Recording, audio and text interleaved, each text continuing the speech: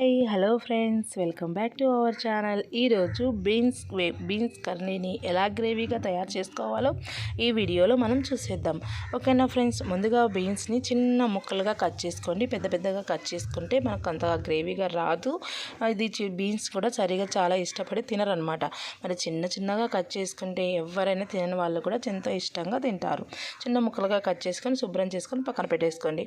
ఇప్పుడు ఒక ప్యాన్ పెట్టి చూడండి, ప్యాన్ హీట్ ఎక్కిన తర్వాత ఒక 3 టేబుల్ స్పూన్ల ఆయిల్ వీటెక్కనివ్వండి. వీటెక్కిన తర్వాత చిన్నగా కట్ చేసుకున్న 2 ఆనియన్స్ ముక్కల్ని ఇందులో వేసి లైట్ బ్రౌన్ కలర్ వచ్చేలాగా వేయించుకోవాలి. మనం చేసేది గ్రేవీ కాబట్టి కంపల్సరీగా ఆనియన్స్ని మనం గ్రేవీగా వేయించుకోవాలన్నమాట. వేయించుకున్న తర్వాత సన్నగా కట్ చేసిన 2 టమాటా ముక్కల్ని కూడా వేసుకొని ఈ రెండిటిని బాగా వేయించుకోండి. బాగా ఇట్లే మగ్గించుకోవాలన్నమాట. ఇందులో గ్రేవీ మనకు తయారవుతుంది. ఇప్పుడు సన్నగా కట్ చేసుకొని శుభ్రంగా కడిగి పెట్టుకున్న చూడండి బీన్స్ ముక్కలు కూడా వేసేసి ఇందులో టమాటో ముక్కలు అలాగే ఆనియన్ ముక్కలు బీన్స్ ముక్కల్ని బాగా కలిపిన తర్వాత ఒక స్పూన్ అల్లం వెల్లుల్లి పేస్ట్, తగినంత పసుపు, తగినంత కారం కూడా వేసి ఈ మూడిటిని బీన్స్కు బాగా కలిసేలాగా కలిపేసుకోండి.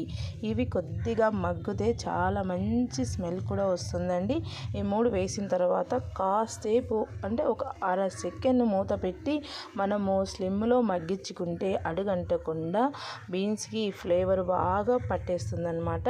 చూడండి, ఇలా మూత పెట్టుకొని ఒక 1 మినిట్ లేదా అర సెకండ్ మనం మగ్గించుకోవాలి. మగ్గించుకున్న తర్వాత చూడండి, ఇప్పుడు ఒక స్పూన్ కారం అంటే తగినంత కారం, మీకు ఎంత క్వాంటిటీలో కారం తినగలం అనుకుంటే అంత కారం వేసుకోవాలి. ఒక స్పూన్ కారం వేసుకోండి. కారం వేసుకొని ఒక స్పూన్ మసాలా వేసుకోవాలి. వేసేసుకొని కలిపేసుకోండి. కలిపేసుకున్న తర్వాత ఇది ఆల్మోస్ట్ మనకు దగ్గర పడిపోయింది కాబట్టి ఇందులో మనము ఒక గ్లాస్ వాటర్ తీసుకోవాలి గ్రేవీ కోసము. వేపుడు అయితే మనము వితౌట్ వాటర్తో చేస్తామన్నమాట. మనం చేస్తున్నది గ్రేవీ కాబట్టి మనము ఒక గ్లాస్ వాటర్ తీసుకోవాలి. చూడండి, ఒక గ్లాస్ వాటర్ తీసుకొని కలిపేసుకొని దీన్ని కాసేపు ఉడికించుకోవాలి. ఎందుకంటే మనకు బీన్స్ ఉడికిపోవాలి కదా ఫ్రెండ్స్. బీన్స్ ఉడికితేనే తినబుద్ధి అవుతుంది, లేదంటే కచ్చగా అంత ఇష్టపడరు చాలామంది.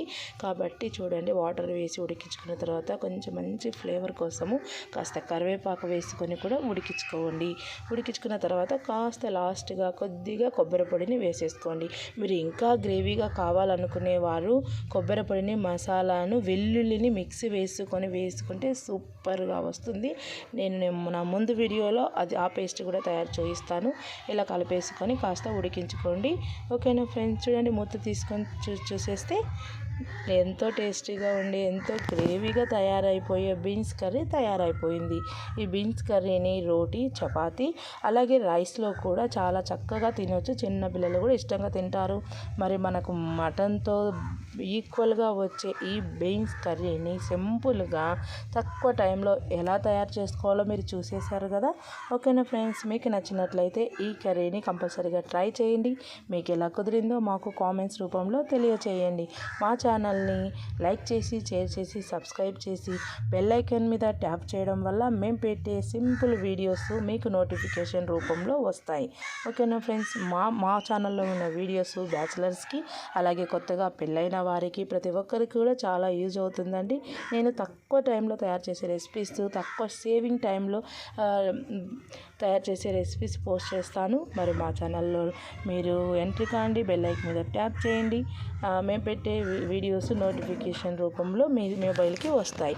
Thanks for watching friends. Bye.